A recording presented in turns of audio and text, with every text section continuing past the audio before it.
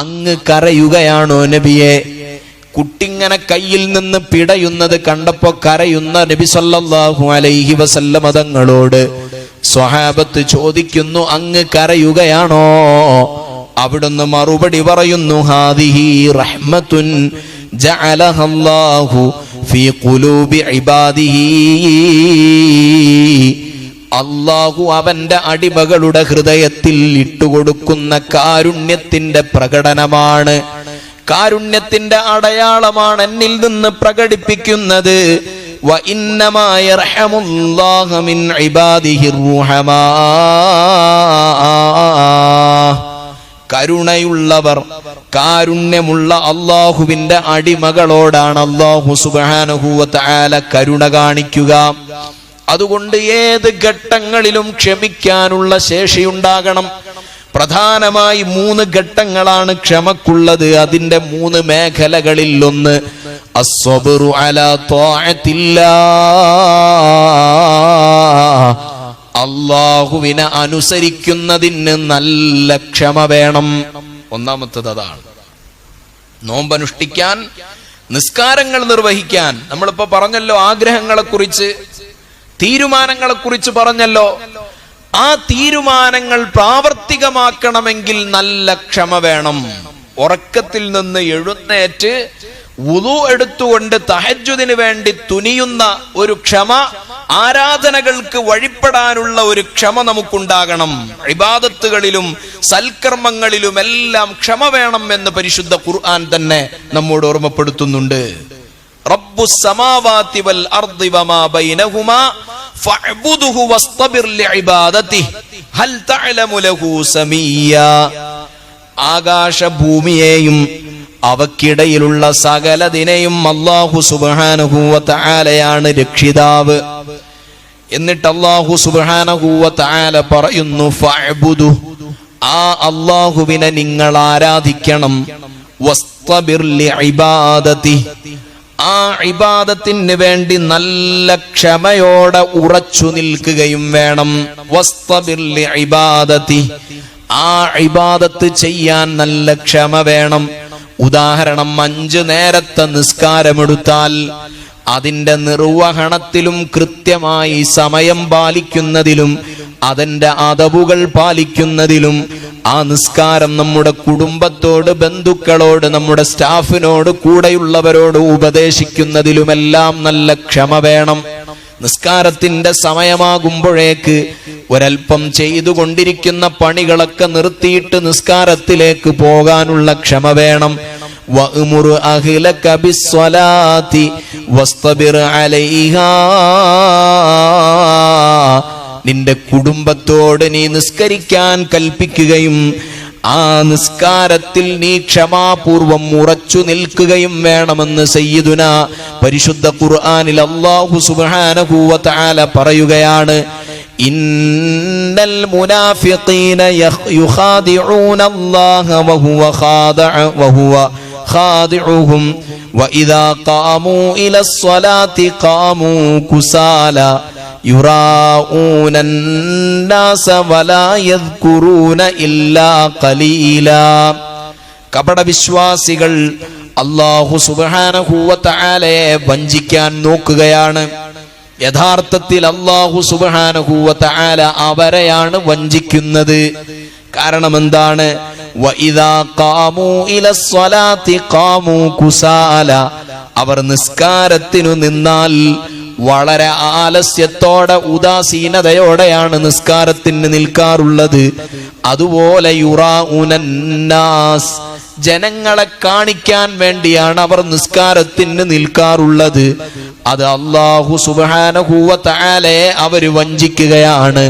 എന്നാൽ വലാ യദ്കുറൂനല്ലാഹ ഇല്ലാ ഖലീലാ, വളരെ കുറച്ചു മാത്രമേ അവർ അല്ലാഹുവിനെ ഓർമ്മിക്കുന്നുള്ളൂ. അതുകൊണ്ട് നിസ്കാരത്തിന്റെ സമയമാകുമ്പോൾ യാതൊരു വൈകിക്കലും കൂടാതെ, പിന്തിപ്പിക്കലും കൂടാതെ നിസ്കരിക്കാൻ നല്ല ജാഗ്രത നമ്മൾ പുലർത്തണം. പരിശുദ്ധ ഖുർആൻ ഓതാനുള്ള ജാഗ്രതയുണ്ടാകണം. റമദാൻ ഒരല്പസമയം കൊണ്ട് നമ്മോട് കഴിഞ്ഞു പോകും. ഇന്ന് മഗ്രിബോടുകൂടെ റമദാൻ 2ലേക്ക് നമ്മൾ പ്രവേശിക്കും. എന്നാലോ ഒരു ജുസ് പോലും ഇന്നത്തെ ദിവസം ഖുർആൻ ഓതാൻ കഴിയാത്ത പലരുമുണ്ട്. എല്ലാ ദിവസവും ഒരു ജുസ് എങ്കിലും ഓതണം എന്ന് തീരുമാനിച്ചവരുണ്ട്. നാളെ ഇനി 2 ജുസ് ഓതാമെന്ന് കരുതുന്നവരുണ്ട്. എന്നാൽ ഇന്ന് വൈകുന്നേരമാകുന്നതിന്റെ മുമ്പ് ഖുർആൻ ഓതാൻ അല്ലാഹു സുബ്ഹാനഹു വ തആലയുടെ പരിശുദ്ധ ഖുർആൻ അല്ലാഹുവിനോട് സാമീപ്യം ഉണ്ടാക്കാൻ പറ്റിയ ഏറ്റവും നല്ല ഒരു മരുന്നാണല്ലോ.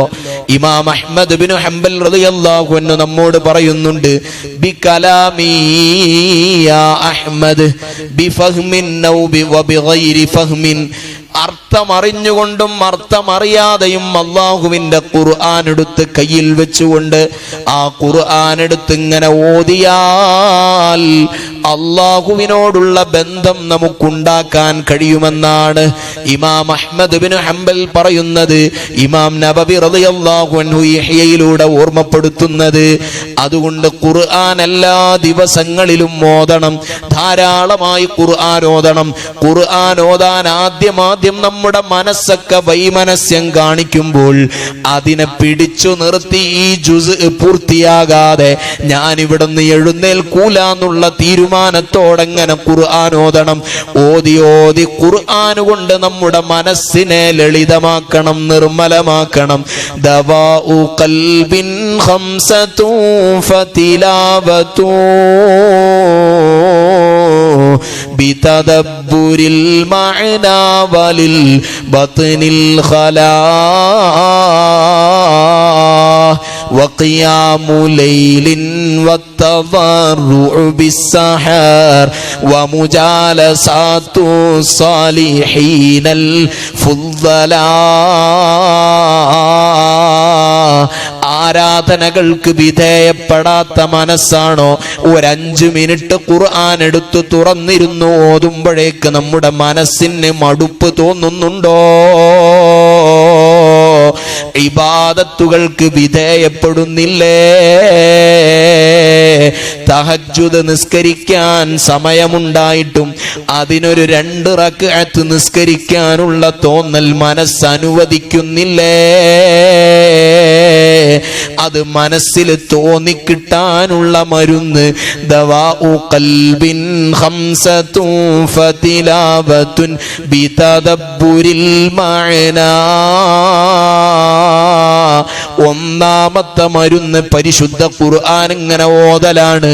ഖുർആൻ അർത്ഥം ആലോചിച്ച ഓതലാണ്. അർത്ഥമറിയുന്നവർ, അർത്ഥമറിയാത്തവരാണെങ്കിൽ ഇത് അള്ളാഹുവിന്റെ കലാമാണ് എന്ന ബോധ്യത്തോടെ, അള്ളാഹു സുബ്ഹാനഹു വ തആലയുടെ കലാമാണല്ലോ ഞാൻ ഓതുന്നത് എന്ന ബോധ്യത്തോടെ നല്ല ഭക്ത്യാദരവോടെ ഖുർആൻ ഓതിയാൽ അവരുടെ ഹൃദയത്തിൽ അള്ളാഹു സുബ്ഹാനഹു വ തആല നൈർമല്യം നൽകുകയാണ്. പിന്നെ നിസ്കാരത്തിന് ആസ്വാദനമാണ്, അള്ളാഹുവിന്റെ ദിക്റിൽ ആസ്വാദനമാണ്. ജമാഅത്തിനെ പ്രതീക്ഷിച്ചിരിക്കാൻ നല്ല ക്ഷമ വേണം. പള്ളിയിൽ നേരത്തെ തന്നെ എത്തിയിട്ട് എന്താ കാര്യം എന്ന് ചിന്തിക്കരുത്. റമദാൻ മാസത്തിന്റെ തുടക്കത്തിൽ തന്നെ നമ്മുടെ തീരുമാനങ്ങൾ ഉണ്ടാകണം. ഈ റമദാൻ മുതൽ ജമാഅത്ത് ഞാൻ പതിവാക്കും എന്ന തീരുമാനം നമ്മൾ എടുത്താൽ ബാങ്ക് വിളി കേട്ടാൽ തന്നെ പള്ളിയിലേക്ക് പോകാനുള്ള ജാഗ്രതയുണ്ടാകണം. തഹജ്ജുദ് തുടങ്ങിയ സൽക്കർമ്മങ്ങളെല്ലാം നമ്മൾ അനുസരിക്കണം. ബഹുമാനപ്പെട്ട ഇമാം ബുഖാരി റളിയല്ലാഹു അൻഹു തങ്ങൾ പറയുന്നത് കാണാം, അഫ്ളലുൽ മുസ്ലിമീന റജുലുൻ അഹ്യാ സുന്നതൻ മിൻ സുനനിർ റസൂലി സ്വല്ലല്ലാഹു അലൈഹി വസല്ലം ഖദ് ഉമീതത്. മനുഷ്യരുടെ കൂട്ടത്തിൽ, മുഅ്മിനീങ്ങളുടെ കൂട്ടത്തിൽ ഏറ്റവും ഉത്തമനായ മുഅ്മിൻ ആരാണെന്ന് ഇമാം ബുഖാരി റളിയല്ലാഹു അൻഹു അവിടുത്തെ സ്വഹീഹിൽ രേഖപ്പെടുത്തുന്നത് കാണാം.